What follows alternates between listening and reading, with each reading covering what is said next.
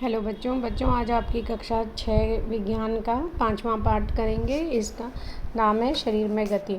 तो इसके कुछ महत्वपूर्ण क्वेश्चन आंसर हैं जो पार्ट के बीच के हैं, उन्हें आज हम करते हैं। तो देखिए, ये इसका पार्ट 2 है। इससे पहले भी हम लोग कुछ क्वेश्चंस कर चुके हैं, तो उसके आगे के क्वेश्चन हैं।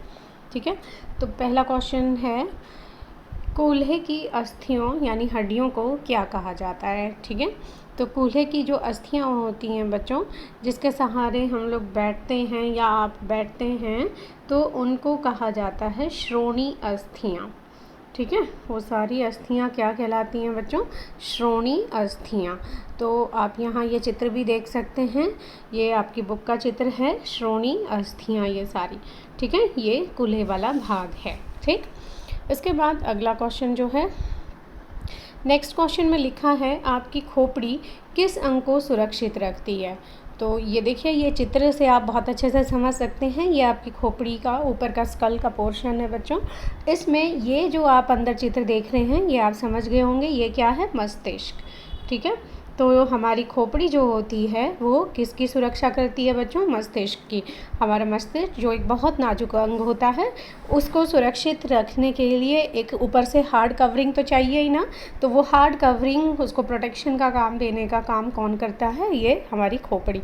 ठीक है, तो ये गूगल से लिया हुआ चित्र है, तो आपको अच्छे से समझ आ गया होगा। अब आगे देखते हैं अगला क्वेश्चन।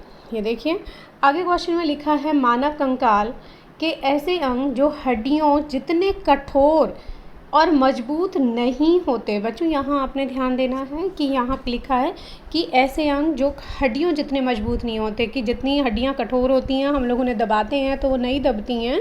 ठीक है, ऐसे नहीं होते वो अंग, उन्हें हम आसानी से मोड़ सकते हैं, मतलब उन्हें मोड़ा भी जा सकता है। और तो उन्हें हम क्या कहते हैं? ठीक है, तो देखो बच्चों, हड्डियाँ जो होती हैं उनको अस्थि कहते हैं, और हड्डियों से जो नाजुक अंग होते हैं, मतलब हड्डियों जितने मजबूत और कठोर नहीं होते, उन्हें कहा जाता है उपास्थि। ठीक है, तो आप याद रखेंगे उपास्थि। तो उपास्थि किन्हें कहा जाता है? जो हड्डियों से थोड़े नरम होते हैं, थोड़े नहीं काफ़ी नरम होते हैं। ठीक, तो जैसे अगर आप उदाहरण की बात करें तो यहाँ ये चित्र के द्वारा दिखाया हुआ है। ये देखिए, ये आपके कान का हिस्सा जो होता है ऊपर वाला, ये नीचे जो है ये आपकी कर्णपाली का चित्र है, जो बिल्कुल ही नरम होता है। उसे छूते हैं तो आपको कोई अस्थि उपास्थि कुछ नहीं उसमें महसूस होता, परंतु ऊपर वाला हिस्सा जो जैसे यहाँ ये दिखाया हुआ है, इसको आप छू कर देखें बच्चों, और छू कर देखेंगे तो आपको वहाँ थोड़ा सा मतलब कि मजबूत सा पोर्शन लगेगा छूने में। इतना नाजुक नहीं होगा, इतना नरम नहीं होगा जितना कि ये नीचे वाली कर्णपाली होती है। ठीक है, तो ये जो पोर्शन होता है जिसको हम मोड़ भी लेते हैं, ठीक है, मतलब इतना कठोर नहीं है कि हड्डी की तरह हम उसे मोड़ नहीं सकते। हड्डी को मोड़ने की कोशिश करेंगे तो हड्डी तो टूट जाएगी, परंतु कान के ऊपर वाले हिस्से को हम मोड़ सकते हैं। तो ये हमारा किसका बना है बच्चों? उपास्थि का। इसको क्या कहेंगे यहाँ पर? उपास्थि। ठीक है, तो इसमें हड्डी ना होकर, मतलब अस्थि ना होकर, यहाँ पर उपास्थि पाई जाती है। ठीक है, तो ये आपका अगले क्वेश्चन में भी लिखा है कि उपास्थि का एक उदाहरण दीजिए। ठीक है, तो उपास्थि का जो उदाहरण है आपका, वो हो गया कान का ऊपरी भाग। ठीक, तो अब आगे बढ़ते हैं। अगला क्वेश्चन जो लिखा हुआ है उसमें आपको बताया गया है कि हम अपने हड्डियों की सहायता से किस प्रकार से अपने अंगों को मूव कर पाते हैं, इधर से उधर हिला पाते हैं। तो केवल हड्डियाँ मतलब अस्थियाँ ही नहीं, कुछ और भी चाहिए होता है, जिन्हें हम कहते हैं पेशियाँ। ठीक है, तो हम अस्थियों के साथ साथ पेशियाँ जो हमारे शरीर की होती हैं, उनको मिलाकर ही किसी अंग को घुमा पाते हैं। ठीक है, अस्थियों के साथ साथ क्या पेशियाँ में चाहिए होती हैं। तो इस क्वेश्चन में यहाँ पर यही बताया गया है। देखो, आप इसका एक बार क्वेश्चन देखते हैं पहले। शरीर में किसी अस्थि को गति प्रदान करने के लिए किस भाग द्वारा सहायता करी जाती है और कैसे?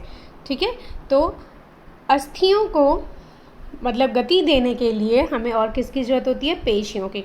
तो अस्थियाँ और पेशियाँ मिलकर यह कार्य करती हैं।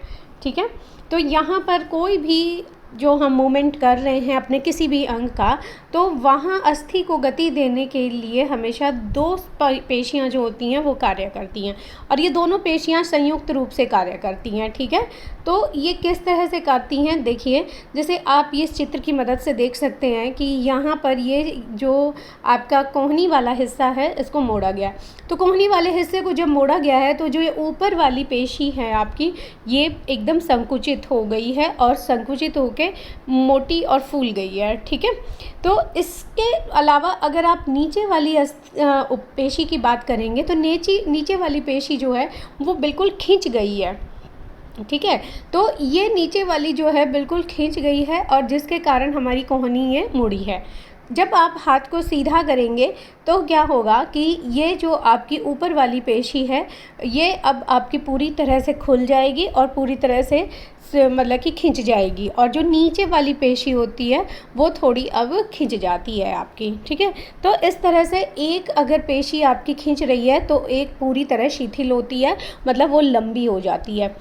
ठीक है, तो इस तरह यहाँ नीचे वाली में भी ऐसे ही है कि एक नीचे वाली आपकी अगर खींच रही है तो ऊपर वाली फिर पेशी आपकी शिथिल हो जाती है, पूरी लंबी हो जाती है। ठीक है, तो इस तरह से दोनों पेशियाँ मिलकर कार्य करती हैं। तो देखिए यहाँ आंसर में जो लिखा है, किसी अस्थि को गति प्रदान करने के लिए दो पेशियों की संयुक्त रूप से कार्य करना होता है। दो पेशियों को संयुक्त रूप से कार्य करना होता है।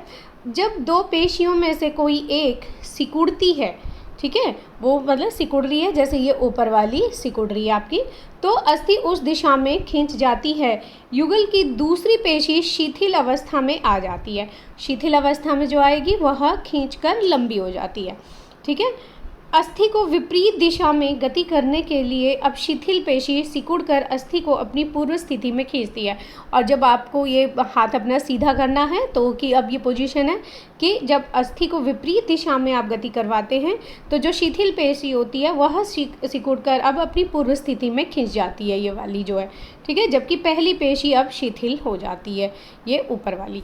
ठीक है, तो इस तरह से आपकी दोनों पेशियाँ मिलकर कार्य करती हैं। अब आगे देखते हैं अगला क्वेश्चन। अगले क्वेश्चन में लिखा है बच्चों कि केंचुआ गति कैसे करता है। आपके जो बुक है उसमें कई सारे जंतुओं की गति के बारे में लिखा हुआ है, तो हम लोग एक एक करके अब उन सभी जीवों की गति के बारे में पढ़ेंगे। ठीक है, तो सबसे पहला जो जीव है वो है केंचुआ। केंचुआ जो गति करता है वो है बच्चों अपनी पेशियों की मदद से करता है, क्योंकि केंचुए में कोई अस्थि नहीं होती है। ठीक है, इसके शरीर में अस्थियाँ नहीं होती। ये केंचुए आपने देखे होंगे बारिश के दिनों में मिट्टी में से बहुत निकलते हुए दिखाई देते हैं। ठीक है, तो ये जो केंचुए हैं इनकी जो गति हो रही है वो क्योंकि इनके शरीर में अस्थियाँ नहीं हैं, पेशियाँ ही हैं, तो ये किसकी मदद से गति करते हैं आगे? अपनी पेशियों की मदद से ही गति करते हैं। ठीक है, तो अब ये अगला क्वेश्चन देखते हैं।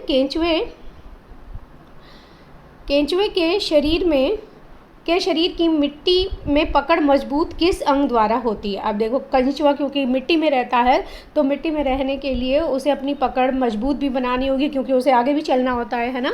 तो केंचुए के शरीर में मतलब नीचे की तरफ यहाँ छोटे छोटे उसके अनेक शूक या बाल जैसी आकृति के अंग होते हैं। ठीक है, क्या होते हैं बच्चों? शूक। ये आपने ध्यान रखना है, ये शब्द बहुत इम्पॉर्टेंट है कि केंचुआ जो है इन्हीं से अपनी पकड़ को मजबूत बनाता है और मिट्टी में आगे बढ़ता है। ठीक है, तो ये शूक जो होते हैं ये इनके पेशियों से जुड़े होते हैं। किससे जुड़े होते हैं बच्चों? पेशियों से जुड़े होते हैं।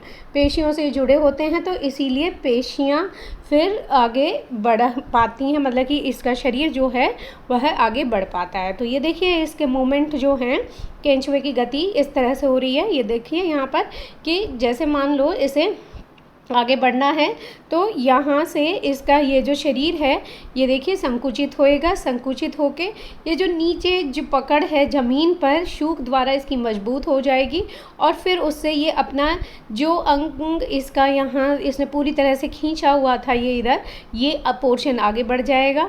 ठीक है, ये देखिए यहाँ आगे आ गया है और उसके बाद पीछे वाला पोर्शन थोड़ा आगे सरक जाता है। इसी तरह से ये देखें आप कि ये आगे और बढ़ गया है, ठीक, और ये जो बीच वाला पोर्शन जो होता है वो इसका बिल्कुल खिंच जाता है और फिर ये और आगे बढ़ जाता है। तो नीचे जो इसके शूक होते हैं वो ज़मीन पर से इसकी पकड़ मजबूत करते हैं ताकि ये आगे बढ़ सके, ठीक है। तो इस तरह से आपने देखा जो केंचुए होते हैं वह पेशियों की मदद से आगे बढ़ते हैं और उनकी मजबूत पकड़ के लिए शूक उनकी मदद करते हैं, ठीक। तो अगला क्वेश्चन है, ये देखिए, ये केंचुओं के चित्र हैं, ये गूगल से लिया गया है चित्र, ठीक है। ये यहाँ पर अच्छी तरह से आपको याद आ गया होगा कि केंचुआ किसे कहा जाता है। ये सारे क्या हैं, केंचुए हैं, ठीक है। आप लोगों ने आजकल बारिश के दिनों में खूब देखे होंगे। तो अब यहाँ क्वेश्चन है, केंचुआ खाता क्या है। तो केंचुआ देखो बच्चों मिट्टी में ही रहता है ना। तो मिट्टी में रहने वाले जो सूक्ष्म जीव होते हैं जैसे प्रोटोजोआ, जीवाणु, कवक, ठीक है, इन्हीं को ये अपना मिट्टी को खाता है। तो मिट्टी के साथ इसके शरीर में वो भी चले जाते हैं और वही इसका भोजन होते हैं, ठीक है। तो ये लिखा है, केंचुआ वास्तव में मिट्टी खाता है, मिट्टी में मौजूद विभिन्न जीव जैसे प्रोटोजोआ, जीवाणु, कवक आदि ये खाता है, ठीक, जिससे इसके शरीर को पोषक तत्व मिल जाते हैं, ठीक है। अब अगला जो जीव हमारा बुक में दिया हुआ है वो है घोंगा। तो घोंगा गति कैसे करता है। तो ये देखिए, ये घोंगे का चित्र है, आपकी बुक से लिया गया है। इसमें आप देख सकते हैं ये इस तरह से एक कवच होता है इसकी बॉडी के ऊपर, ठीक है। ये जो कवच है ये सिर्फ इसको प्रोटेक्शन के काम के लिए होता है, सुरक्षा के लिए होता है, ठीक है। आपने देखा होगा अगर इसको घोंगे को छेड़ दिया जाए तो ये एकदम सिकुड़ के अंदर इस कवच के अंदर हो जाता है इसका मुंह, ठीक है। तो ये यहाँ पर आप ध्यान दें कि ये जो कवच है ये है सिर्फ इसकी सुरक्षा के पर्पज़ से है, ये इसको गति करने में कोई मदद नहीं करता इवन, बल्कि जब ये जीव आगे बढ़ रहा होता है तो ये इसके साथ साथ ही खींचता चला जाता है, ठीक है। तो अब यहाँ पर आप देखें कि यहाँ इस घोंगे के शरीर में भी आपको कोई पैर तो नज़र नहीं आ रहे होंगे, है ना। सिर्फ ये क्या है, पेशियाँ हैं इसकी, उन पेशियों की मदद से ही, वह पेशियाँ ही इसके पैर का काम करती हैं जिन्हें पेशीय पाद कहा जाता है। इन्हीं की सहायता से ये आगे गति करता है, ठीक है। तो केंचुए की तरह जो घोंगा होता है वह भी पेशियों की सहायता से ही आगे बढ़ता है, ठीक है, यानी आगे गति करता है। तो यहाँ पर आप देख सकते हैं आंसर, घोंगा पेशीय पाद यानी पैर की सहायता से गति करता है। अब इसके अगला क्वेश्चन है, घोंगे की पीठ पर पाई जाने वाली गोल संरचना क्या होती है। तो ये क्वेश्चन ही आ गया है आपका जिसके बारे में अभी हम लोग डिस्कस कर रहे थे। तो घोंगे की पीठ पर पाई जाने वाली गोल संरचना को कवच कहते हैं, ठीक है, ये इसका कवच है और ये घोंगे का बाह्य कंकाल होती है। ये बात आप याद रखें क्योंकि आपकी बुक में ये क्वेश्चन, इस तरह का क्वेश्चन या फिर आगे तिलचट्टा हम पढ़ेंगे उसका भी बाह्य कंकाल का मैच द कॉलम में क्वेश्चन है, ठीक है। तो ये कवच जो है ये इसका एक तरह से बाह्य कंकाल का कार्य करती है। यह अस्थियों का बना नहीं होता है और घोंगे को चलने में कोई सहायता नहीं करता। यह सिर्फ जब घोंगा आगे बढ़ता है तो उसके साथ ये कवच भी खींचता चला जाता है, ठीक है। तो इसके बाद आगे देखते हैं अगला क्वेश्चन तिलचट्टे से रिलेटेड है। तिलचट्टा जिसे कॉकरोच कहा जाता है, आप ACKROACH, है ना। कॉकरोच नाम मेरे ख्याल में इसका ज़्यादा प्रसिद्ध है तिलचट्टे की बजाय, है ना। तो बच्चे इसे कॉकरोच के नाम से ही ज़्यादा जानते होते हैं। तो ये देखिए अब यहाँ क्वेश्चन पढ़ते हैं हम लोग कि तिलचट्टे की गति कैसे होती है। तो तिलचट्टा जो है यानी कॉकरोच जो होते हैं वो किस तरह से गति करते हैं। तो आपने देखा होगा बच्चों कि तिलचट्टा जो है ना वह चलता भी है ज़मीन पर, आपने ज़रूर देखा होगा चलते हुए ऐसे घरों में, है ना। यह दीवार पर ऊपर चढ़ता भी देखा होगा आपने, ऊपर दीवारों पर भी ये चढ़ जाता है, ठीक है। इसके अलावा आपने इसको क्या करते देखा है, उड़ते हुए, है ना, उड़ता भी है, यानी कि यह 3 तरह से गति कर लेता है, ठीक है। तो अब इसके बाद हम अगला क्वेश्चन देखते हैं इसका। अगले क्वेश्चन में लिखा है कि तिलचट्टे, जो एक बार फिर से देखते हैं, तिलचट्टे के कितने जोड़ी पैर होते हैं? तो देखिए ये यहाँ आपको इस चित्र में बहुत अच्छी तरह से ये दिख रहा होगा। ये गूगल से लिया चित्र है, ये आपकी बुक का चित्र है। यहाँ साफ क्लियर नहीं दिख रहा था, इसलिए हमने ये गूगल से चित्र लिया है ताकि आपको अच्छे से पता चल जाए। ठीक है, तो यहाँ आप देख सकते हैं, गिन सकते हैं आराम से कि इसके कितने जोड़ी पैर हैं। ये 1, ये 2, ये 3 है ना। तो 3 जोड़ी पैर हैं। जोड़ी हम क्यों कह रहे हैं? क्योंकि दूसरी साइड भी ऐसे ही पैर होते हैं, सिर्फ एक साइड से तो काम नहीं चलेगा ना। तो 3 जोड़ी पैर होते हैं इसके। ठीक है, अच्छा फिर उसके बाद आगे इसमें आंसर देखते हैं क्या लिखा हुआ है। तिलचट्टे के 3 जोड़ी पैर होते हैं। अगले पैर संकरे और पिछले पैर चौड़े एवं बहुत पतले होते हैं। तो ये देख सकते हैं आप कि ये बिल्कुल पतले पतले आगे से दिखाई दे रहे हैं, है ना। तो ये इसके पैर हो गए। इसके बाद अगला क्वेश्चन है, तिलचट्टे में कितने जोड़ी पंख होते हैं? तो तिलचट्टे में जो पंख के जोड़ी हैं बच्चों, वो होते हैं 2। ठीक है, तो 2 जोड़े इसमें पंख होते हैं। इसमें एक चित्र में आपको दिख सकता है, ये देखिए ये रहा अगला चित्र। इस चित्र में आपको अच्छे से पता चल जाएगा कि इसके 2 जोड़ी पंख होते हैं। ठीक है, यहाँ पर जो क्वेश्चन लिखा है वो है कि तिलचट्टे में गति करते समय पेशियाँ कैसे सहायता करती हैं? तो उसकी गति तो पाँव हैं उसके, तो पाँव से भी होती है ना, परंतु उसकी पेशियाँ भी उसमें मदद करती हैं, क्योंकि हम लोगों ने पढ़ा है कि जो जीव हैं गति करते समय उनकी अस्थि के साथ साथ उनकी पेशियाँ भी मिलकर काम करती हैं, है ना। तो इसकी पेशियाँ कैसे काम करती हैं? तो देखिए इसमें आंसर लिखा है कि तिलचट्टे में विशिष्ट पेशियाँ होती हैं। ठीक है, जो इसकी पैर के साथ में जो पेशियाँ होती हैं वो तो इसको चलने में सहायता करती हैं। ठीक है, जो इसकी पैर वाली पेशियाँ हैं, सही बात है कि पैर की पेशियाँ जो हैं वह इसको चलने में सहायता करेंगी।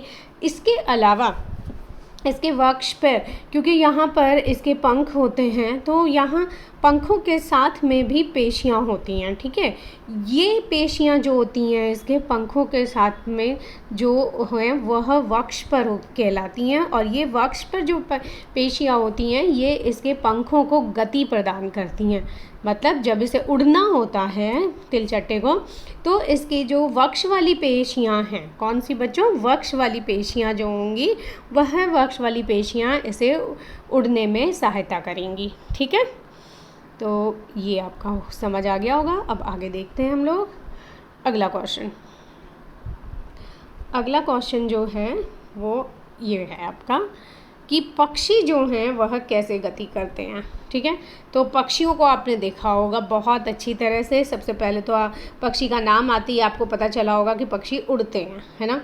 तो पक्षी आसमान में उड़ते हैं। ये देखिए ये आपको दिख रहा है, और ये देखिए ये कबूतर आपने पृथ्वी पर, ज़मीन पर चलते हुए भी अपने घरों में छत पर देखा होगा, है ना।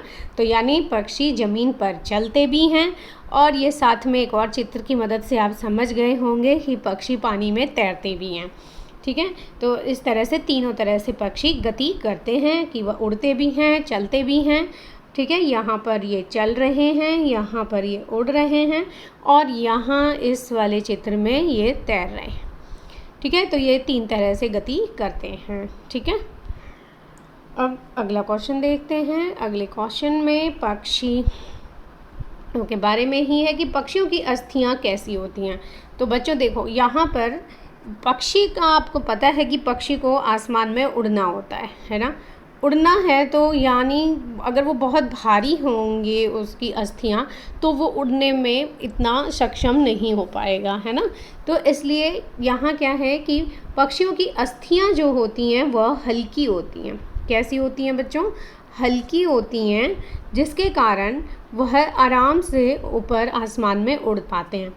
हल्की होने के साथ साथ ये मजबूत भी होती हैं। अब आप ये ना समझें हल्की हैं तो वो मजबूत नहीं होंगी, वो अच्छी तरह से मजबूत भी होती हैं।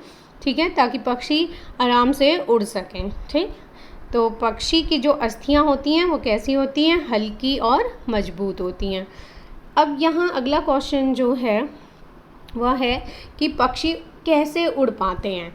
तो पक्षियों के शरीर में कुदरत ने उनको बहुत सारे ऐसे फीचर्स दिए हैं, ऐसे गुण दिए हैं जिनके कारण वो उड़ पाते हैं, है ना। कौन सी ऐसे गुण या विशेषताएं हैं जिनके कारण पक्षी उड़ पाते हैं, वही हम इसमें जानेंगे।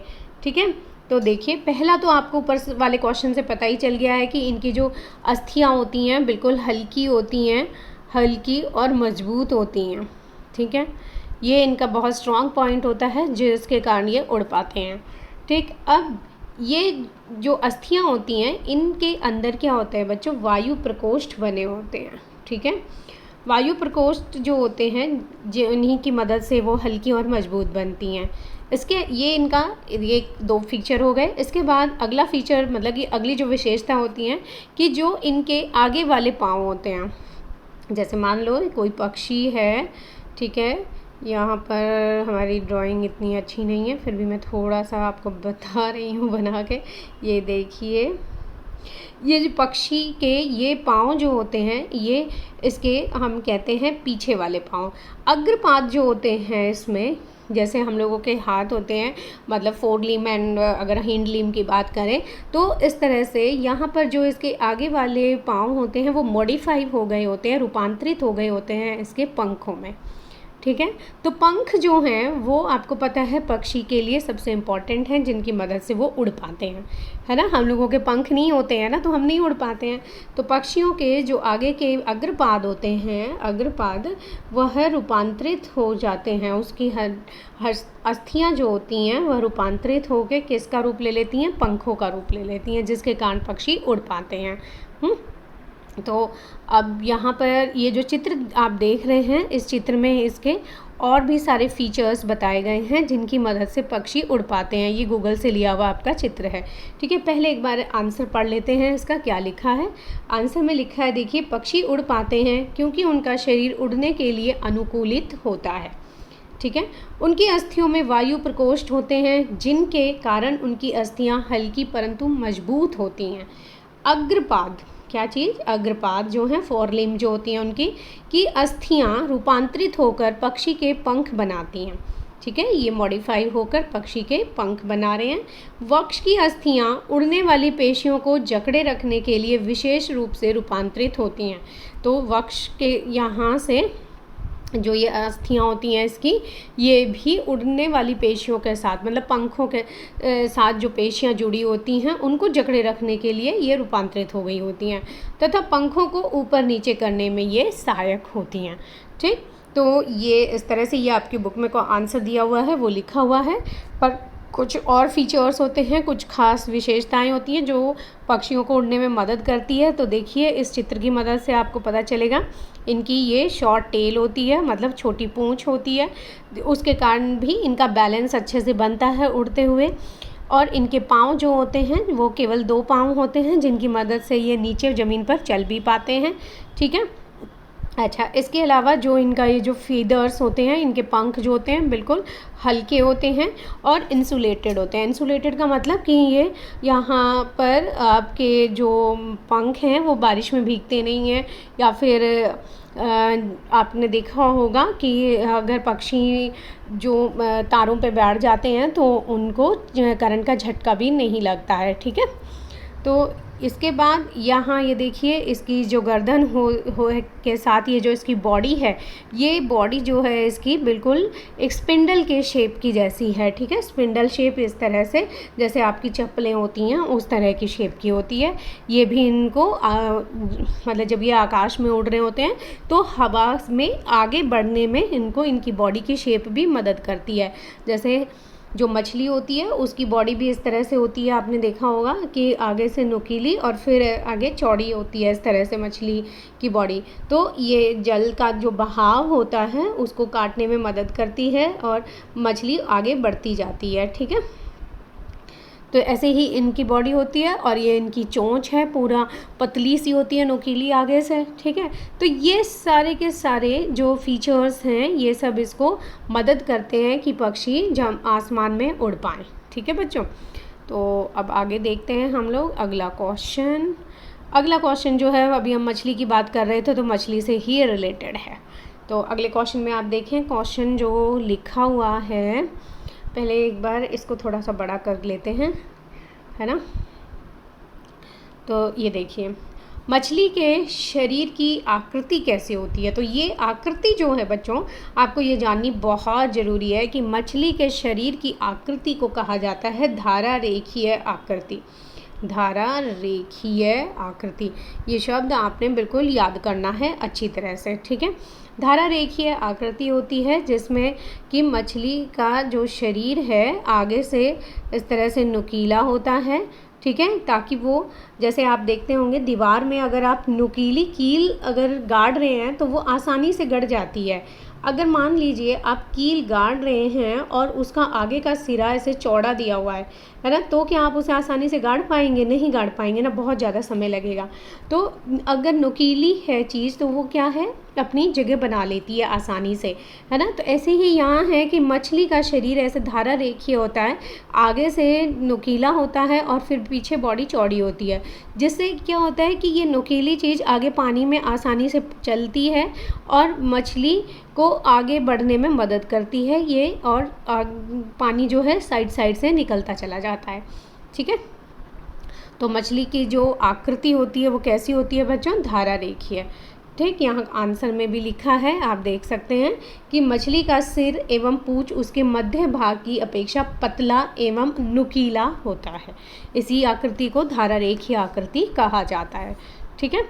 अब अगला क्वेश्चन जो दिया हुआ है इसमें वो देखते हैं कि मछली की आकृति उसको तैरने में कैसे सहायक होती है, ठीक है। तो ये बात अभी हम लोग कर चुके हैं डिस्कस, वही आंसर भी देख लेते हैं कि मछली की आकृति धारा रेखीय होती है जिसके कारण तैरते हुए जल इधर उधर बहकर निकल जाता है और मछली सरलता से आगे बढ़ जाती है। तैरते हुए मछली के शरीर का अग्रभाग मतलब आगे वाला भाग एक और मुड़ जाता है तथा पूंछ विपरीत दिशा में जाती है, जिससे एक झटका सा लगता है और मछली आगे की ओर चली जाती है।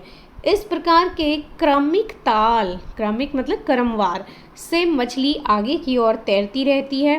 पूंछ के पंख इस कार्य में उसकी सहायता करते हैं, ठीक है। तो इस तरह से आपने देखा। अब ये चित्र देखते हैं, इस चित्र की मदद से अब आपको बहुत अच्छे से समझ आ जाएगा। पहले तो ये देखिए, इस चित्र में ये आपको साफ पता चल रहा होगा कि मछली का शरीर धारा रेखीय है, ठीक है। अब ये आपको ये जो इसके दिख रहे हैं पंख कहलाते हैं, ठीक है। इनकी मदद से ये पानी में आगे बढ़ पाती है। अच्छा, अब ये देखिए यहाँ इस चित्र में ये जो इसका शरीर है कि ये किस तरह से चलती है। अग्रभाग जो है वो एक तरफ मुड़ जाता है और पूंछ जो होती है वो विपरीत दिशा में जाती है, ठीक है।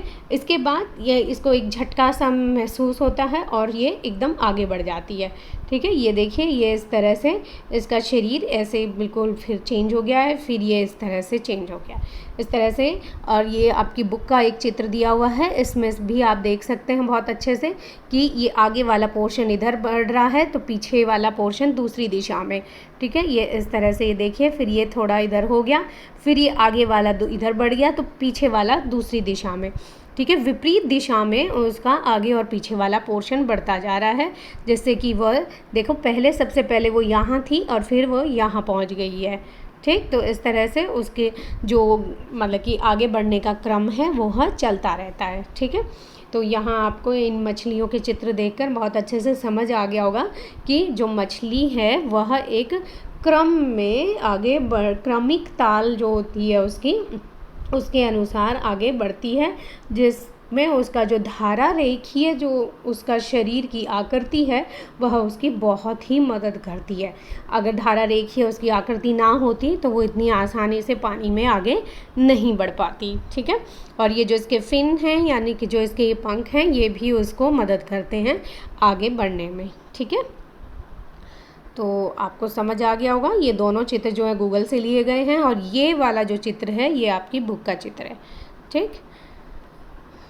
फिर हम लोग आगे देखते हैं। आगे अगला क्वेश्चन जो है वो सर्प से रिलेटेड है। सर्प कैसे गति करते हैं वर्णन करें। तो सबने देखा होगा ये सांप का ये चित्र आपकी बुक में दिया हुआ है। ये देखिए, ये इस तरह से ये गति करता हुआ ही दिखाया हुआ है, ठीक है। तो शरीर जो होता है सर्प का वो दोनों तरफ इस तरह से ये देखिए, है ना। इसको कहते हैं एकांतर क्रम की, एक बार इधर एक बार इधर एक बार ऐसे, इस तरह से वो आगे गति करता हुआ वलयाकार गति करता हुआ आगे बढ़ता है, ठीक है।